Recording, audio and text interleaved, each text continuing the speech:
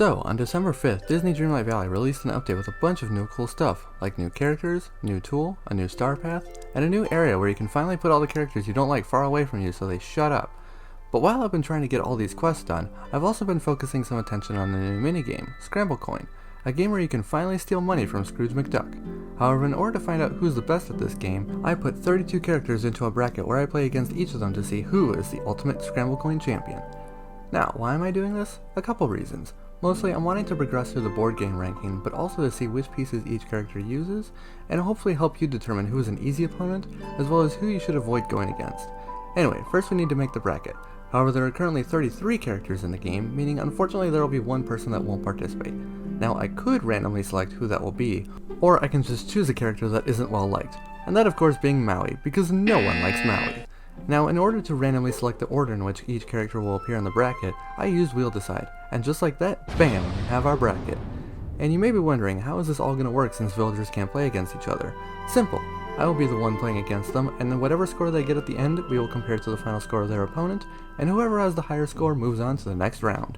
And first up on the left side of the bracket, we have Beast vs Moana. As for my piece selection, I usually go for Scrooge McDuck, who has the ability to gain 1 extra coin at the end of the turn, Eve, who can pretty much instantly teleport anywhere on the board, Olaf and Cogsworth for early game to pick up multiple coins in a row, as well as a character that can cover a good chunk of the board. Now, at the start of turn 4, gold coins will start to appear on the board. What I do at this point is that I look at my pieces already active on the board, and look to see if any of them can physically pick them up. If not, I replace one of them with Eve, and move her right onto one of the gold coins. As for the first game of the tournament, Beast gets a score of 25. Now it's Moana's turn, and it was here that I realized just how tight this tournament was going to be, as she also got a score of 25, meaning we're going to have to go into a tiebreaker. And this time around, Beast actually improved his previous score by 2 points by getting a score of 27. Moana, however, was unable to do the same and got a score of 21, so unfortunately we're going to have to break the bad news to her. And honestly, for being the first person eliminated from this tournament, she seems to be taking it quite well. Next up we have Donald and Merlin, and luckily we actually run into Merlin on the way to Donald's house, so we'll have him tag along. But anyway, Donald's up first. Best Scramblecoin player in the valley? Yeah, we'll see about that. I thought it was kind of funny here, by the way, how for my first move against Donald I actually used his uncle, Scrooge McDuck. But anyway, his final score is 23, and it's here that I actually unlock Ralph's figure, who is my most desired piece out of the entire collection. And for my game against Merlin, I actually decided to try out Ralph's piece. He's very similar to Mickey in terms of placement and movement, but at the end of his turn he destroys all surrounding obstacles. And he is also quite a chonker of a piece. There's no way he lets me have this gold coin here, right? You're kidding me. You're just gonna let me have this? But anyway, Merlin actually beats Donald by a couple of points. Can we actually cut back to what Donald said before I faced him? And honestly, cheers to Donald for not having a tantrum after losing in the first round. Now, the main reason I wanted Ralph's figure is to use it as an indicator to show where his house is going to go when he is eventually released. I mean, we know he's coming eventually, right? Moving on, now we have Anna versus Goofy. Now, in my experience, Goofy has been the easiest opponent to go against, but surely this time around he'll... Well, anyway, Mirabel and Remy up next. Don't talk to me or my son ever again. And it wasn't even close. Mirabel gets a massive score of 33, and beating that score was just too tall of a task for Remy, with his final score being 19. Now next up was a matchup that I was just not looking forward to. Buzz versus Stitch. Two of probably my favorite characters in this game. Buzz I'd felt had really good friendship rewards, and Stitch because, well, it's Stitch. But regardless, the tournament must go on. And Buzz gets a very respectable 26. Right, but let's see how Stitch does.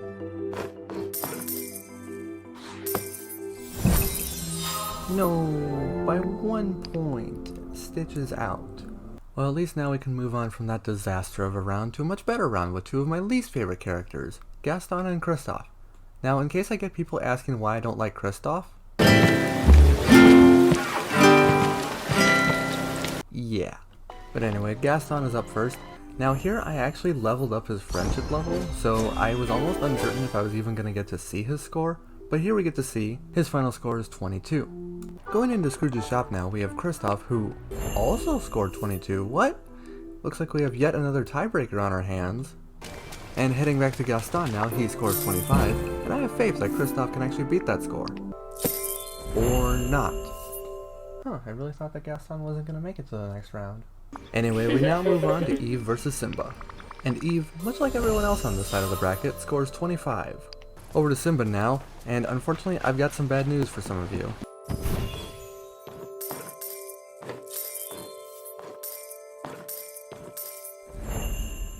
Yeah, but quickly moving on to our final matchup on the left side of the bracket, we have Woody versus Prince Eric. And you'll actually see me using Pumbaa's piece here because I had actually unlocked him previously, and I wanted to try him out. As for Woody's score, he gets 24. And going over to Prince Eric now, I'm actually going to let this entire game play out, because in the moment, I actually thought that this was a crazy comeback for him. Maybe it is, maybe it isn't, but also you get to see a full game play out, as well as some of my thinking and strategy when it comes to this game.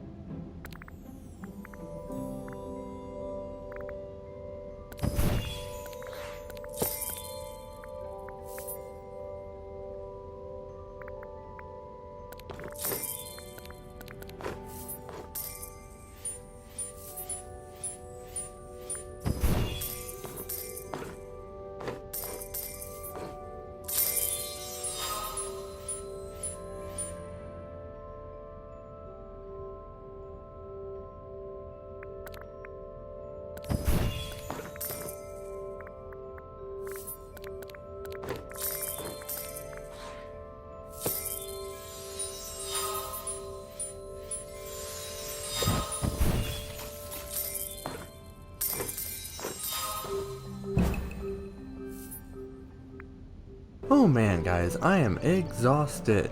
So we're gonna have to do the right side of the bracket another time, where we're gonna have a bunch of different princesses coming up. As for the bracket, here are the current standings. We got Beast versus Merlin, Anna versus Mirabel, Buzz versus Gaston, and Simba versus Prince Eric. As for now though, I hope you guys enjoyed this. I thought it would be something fun and interesting to do. Let me know in the comments what you guys think of this, as well as who you think is gonna win the overall tournament. And maybe some things that I could do to help improve this series. And be sure to like and subscribe so that you don't end up missing the later rounds of this tournament. And I hope that y'all have a great rest of your day.